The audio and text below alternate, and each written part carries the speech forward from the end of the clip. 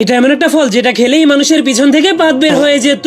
আর যদি কেউ দুইটা ফল খেয়ে ফেলতো তাহলে তার পিছন থেকে আরো জোরে ডাবল পাত বের হয়ে যেত। আর তিনটা ফল খেলেই মানুষেরা পাদের রকেটে পরিণত হয়ে যেত।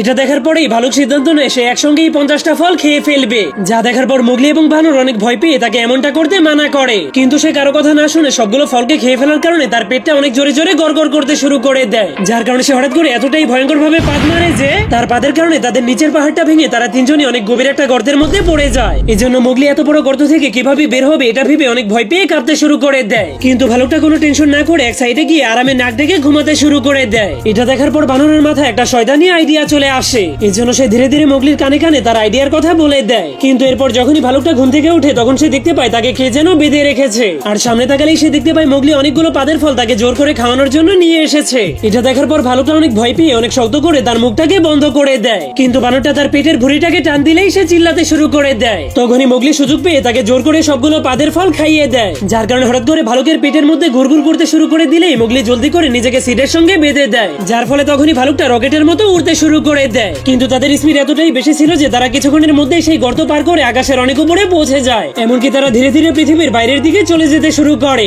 কিন্তু তখনই মোগলি বুদ্ধি খাটিয়ে বানরের কলা নিয়ে ভালুকের পাছার মধ্যে ঢুকিয়ে তার পাটটাকে বন্ধ করে দেওয়ার চেষ্টা করতে শুরু করে। কিন্তু সেই কলাটা এত প্রেসার সহ্য করতে পারছিল না। তবুও মোগলি অনেক কষ্ট করে সেই কলাটাকে তার পাছার মধ্যে ঢুকিয়ে দিলে অবশেষে তার পা থেমে যায়। কিন্তু পা থেমে যাওয়ার কারণে তারা তিনজন ফুল স্পিডে নিচে পড়ে যেতে শুরু করে। কিন্তু তখনই মোগলির মাথায় একটা আইডিয়া চলে আসলে সে ওই কলার মাধ্যমে ভালুকটার গিয়ার চেঞ্জ করে দেয়। যার ফলে এখন ভালুকের পা তার কন্ট্রোলে চলে আসে। এরপর তারা সবাই ধীরে ধীরে পাদের স্পিড কন্ট্রোল করে সুরক্ষিতভাবে নিচে পৌঁছে যায়। তো বন্ধুরা, যাওয়ার আগে আপনারা প্রতিদিন কয়টা পাদ মারেন তা কমেন্ট করতে ভুলবেন না।